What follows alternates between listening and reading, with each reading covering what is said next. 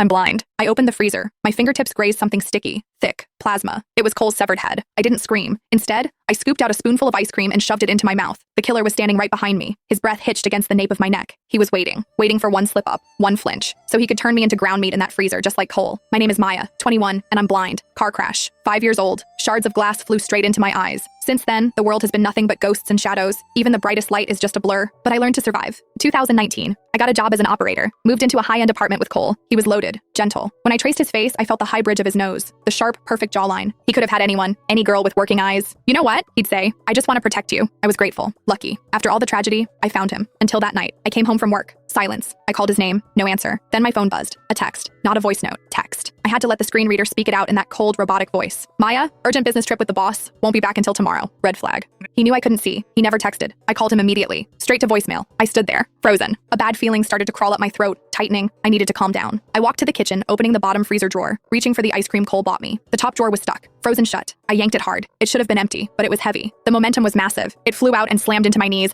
I grabbed it to steady it, and then the smell hit me. Metallic, copper, blood. It was faint, but unmistakable. A blind girl's nose never lies. Something happened to Cole. I forced my muscles to lock. I reached into the freezer, grabbed the pint of ice cream, and then my knuckles brushed it. Something soft, warm, still radiating heat. Cole, or a piece of him. I didn't let myself wonder which part. My hand twitched toward my pocket. Phone, 911. No, I froze. The metallic tang of blood wasn't the only thing in the air. There was something else. I'd smelled it the second I walked through the door. Stale sweat, cheap incense, the musty scent of unwashed cotton. I dismissed it. Thought it was coming from an open window. I was wrong. It wasn't drifting. It was following. Every room I walked into, that smell was there, hovering. Vance. He was right behind me. I bit the inside of my cheek, forced a slow, steady breath. Stand up. I shoved the freezer drawer back, slammed the heavy door shut. Thud. I turned, my face a mask of boredom. He hadn't attacked. He was just shadowing me, step for step. I didn't know why. I didn't care. I only knew one thing. If he realized I knew he was there, I was dead. If I reached for my phone, I was dead. I had to play the part. The oblivious blind girl. I sank onto the sofa. Routine. Just another Tuesday night. I started shoveling the ice cream into my mouth. Usually, I savored a pint like this for minutes. Tonight, I inhaled it. The cold slammed into the roof of my mouth. A jagged spike of brain freeze shattered my skull. I ground the metal spoon against my teeth. Scrape, click. It was the only way to scream without making a sound. A tiny act of violence to vent the terror clawing at my throat. I grabbed the remote, clicked the TV on. Volume down, not mute, just level 1. A whisper of static. I needed Vance to see it. I needed him to know my hearing was razor sharp. If he fixated on my ears, maybe he'd forget about my nose. He didn't move. I forced my breathing to even out. Think.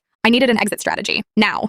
Every second of silence was a loaded gun pointed at my head. Suddenly, the doorbell rang. My heart slammed against my ribs. Someone was here. It didn't matter who. It was a variable, a disruption. I walked to the door. My legs felt heavy, numb. Who is it? Maya. It's Kevin. Open up. My boss. I didn't hear footsteps behind me, but the air shifted. That thick, suffocating stench of sweat and incense began to fade, retracting. The visitor scared him off. Vance was hiding. Kevin, my manager, a predator in a cheap suit, married, 2 kids. But